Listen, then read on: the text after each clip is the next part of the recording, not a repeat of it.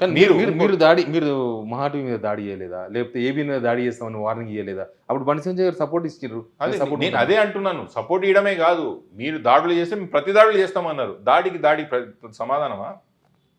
ఎందుకుంది వ్యవస్థ? ఎందుకునే పోలీస్ కేసులు పెట్టండి. మీరు ఎవరు తప్పు చేసిన ఒప్పు చేసిన అనేది రేపు న్యాయస్థానాలు తెలుస్తాయి. కానీ మేము దాడి ప్రతి దాడి చేస్తామనడం ఏంటండి? ఇంకోటి శివన్న, నిత్యం మాట్లాడితే నేను ఆర్ఎస్ఎస్ సైనికుని, ఆర్ఎస్ఎస్ నుంచి పైకి వచ్చిన నా రక్తమంతా ఆర్ఎస్ఎస్ రక్తం ఉంది అని మాట్లాడి బండి సంజయ్ గారు, కాంగ్రెస్ పార్టీ మీకు సైద్ధాంతికమైన వైరుధ్యం ఉంది, కరెక్టా? ఎస్.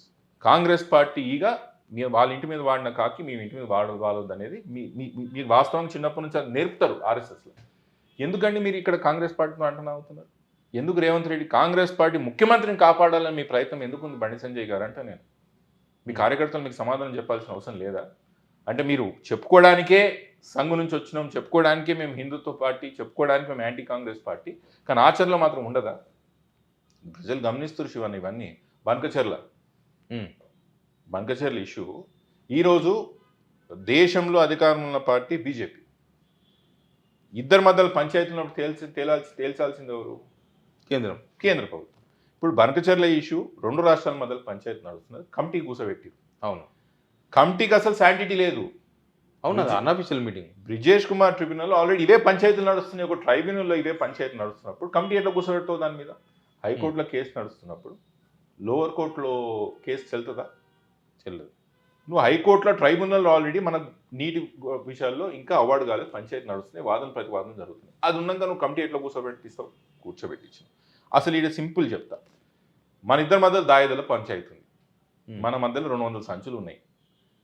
200 సంచుల్లో నీకు 100 సంచులు, నాకు 100 సంచులు అని ముందే పంచాయతీ చేసిండ్రు. పంచాయతీ చేసి పెద్ద మనిషి ఏం చేసిండు? ఆ 200 సంచులు కూడా తీసుకుపోయి ఆయన దగ్గర పెట్టుకున్నాడు.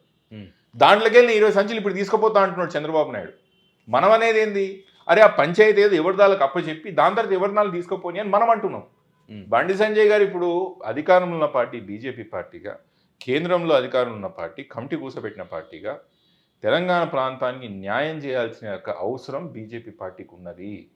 కమిటీలో ఏ వ్యతిరేకంగా రెజల్యూషన్ వచ్చినా, ఏ వ్యతిరేకంగా అవార్డు వచ్చినా, ఏ వ్యతిరేకంగా డైరెక్షన్స్ వచ్చినా దానికి ప్రథమ బాధ్యులు బీజేపీ వాళ్ళు. అక్యూజ్ నెంబర్ 1, ముద్దాయి నెంబర్ 1 బీజేపీ పార్టీనే. ముందు బండి సంజయ్ గారు ఈ పనికిరాని తాకట్లు, ఈ పనికిరాని పంచాయతీలు చేయకోకుండా ఆడ రావాల్సింది ఏది? మనకు కమిటీలో మనం కూర్చోబెట్టిన వాటర్ కమిటీలో ఏదైతే మినిస్ట్రీలో కూర్చోబెట్టిరో ఆ బనకచెర్ల కమిటీలో మనకు ఫేవరబుల్గా వచ్చేటట్టు చూడండి అని మీ ద్వారా హితపలుకుతాను.